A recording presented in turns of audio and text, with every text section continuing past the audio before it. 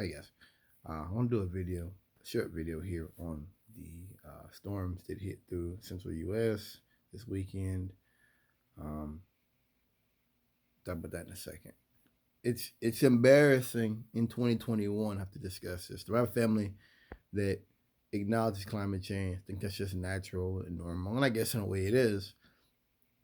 And he thinks that climate change, as we call it, is just like the big boys and propaganda and Agenda 21 type crap, which I believed in at one time. Um, let's get into it. His family doesn't believe in it, but then when the storm happened, sent me a video talking about the this is Sodom and Gomorrah, and that this is Mother Nature, and that Mother Nature's hitting us with things because of she's unhappy. This is nonsense. This is ultimately like you saying this person has a history of crime. They're gonna commit crime again, and you're like, no, I don't believe it. Then they do it, and then you're like, well, no, it's really because he was just like, no, bro. Sometimes people are just right.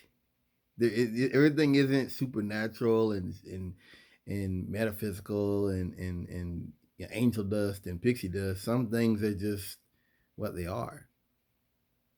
Um, and I've talked about it how with Trump, my biggest issue with the 4 years of rage um, would be that he wasted time. And one thing that Trump kind of showed me, a couple things actually, is for one thing, a leader has a um, a big hand in creating the kind of culture that he wants to see, whether it be a curious culture, whether it be a culture that's of laziness and ignorance, whatever it is. A leader has a hand in cultivating the culture he wants to see. Um, and with Trump, it was wasted time. We wasted 4 years on climate change, and now we're going to reap the worst of it. I more now than ever believe that climate change can't be stopped. That when my family talks about the rich talking about this another kind of climate change, he's right. I give it a caveat in that it's too late and they're just building bunkers and stuff so they can live out the worst of it. That I agree. Yeah. If that's what you're saying, that they're trying to buy time and do things like that to get their stuff aside, maybe 10, 20 years from now, it gets really bad, I agree with that. But if you're saying that they're just using climate change to push nonsense, I don't buy it. That's sad to me that we're at this late in the game and people don't get it. I mean, I was talking about this years ago with bomber effect storms in the Midwest. That stuff doesn't even happen actually close to the oceans. It's supposed to be. I mean, we've been talking. This isn't the first bad storm we got in the Midwest. But where you know what I mean? Where you been? And it just bothers me that whether it be COVID or whether it be climate change or, things of this nature, you still have people who are looking into this metaphysical, supernatural, spooky type thing and not into sound empirical evidence that shows us, hey, you better do something before it gets bad. And we're not even moving that direction. We're not even moving in those types of directions. We're not pushing a button. We ain't even went in the room to lift the latch to press the cover to press the button. We're not even there yet. And I guess that's disappointing because when I looked at them storms, I haven't even really looked into them too much because it's like, what do you want me to do? You want me to feel bad for people? You want me to feel bad for people who were killed and suffered physical damage, material damages, all those type of things, who a lot of them don't even believe in climate change? You supposed to feel bad about them? I'm supposed to feel bad about that's going to happen again? These are the same people who voted for Trump. These are some of these people, probably the same folks who believed in much of Trump's nonsense, talking about complaining about water saving toilets and dishwashers. These are those people. What do you want? You want me to feel bad for those people who 6 months from now who will be saying the same thing, that I don't believe in climate change, I don't believe in these issues? I'm sorry. We're beyond that. This isn't the Stone Age. There is science, there's things we can look at, and then there's the bumpkins. So the FEMA chief says powerful storms new norm in era of climate change. Just seeing in politics. New era climate change. DN Criswell said AG was prepared to bolster resilience in the face of more severe weather. My new normal, she said. Taking a lot of efforts to work communities to help reduce the impacts we're seeing from severe weather events. A day earlier, going into that. She was speaking ahead of a scheduled visit to Kentucky to assess damage from a string of powerful storms. So because a wide swath to the Midwest and the South. There's still hope. We sent one of our federal urban search and rescue teams down to Kentucky. They arrived yesterday. I get it. The need to stay positive, but I stand on the fact that this is it, guys. We talked about climate change. We warned about it. We spoke about what this stuff meant. Over a decade ago, discussion been made, and America chose to go a different way.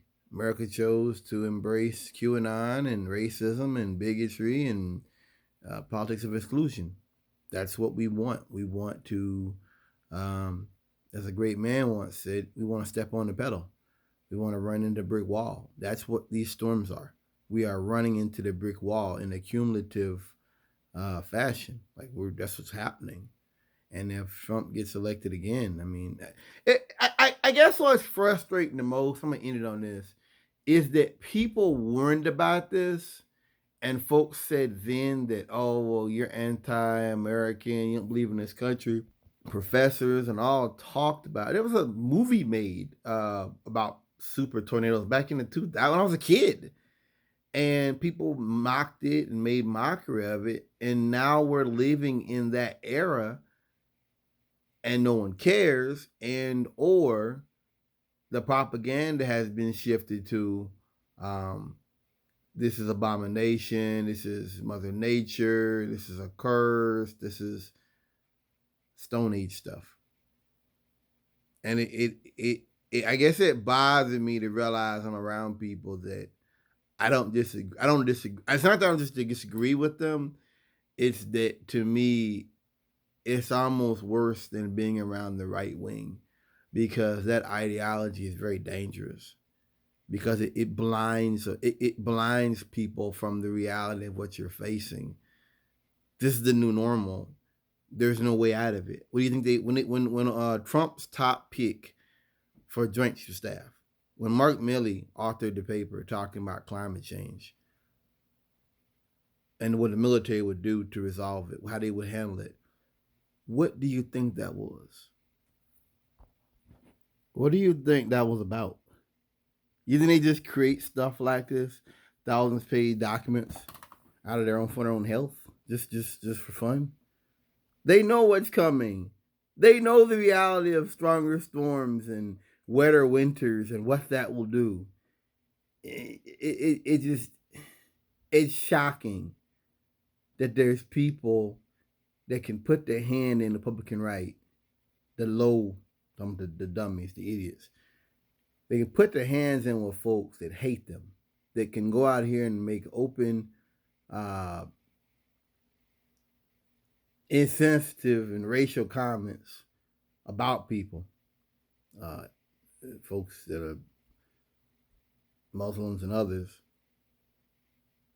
even though they'll never be respected by those same people, just because they hate the same people. That's insane to me. It's shocking, and it's very tragic.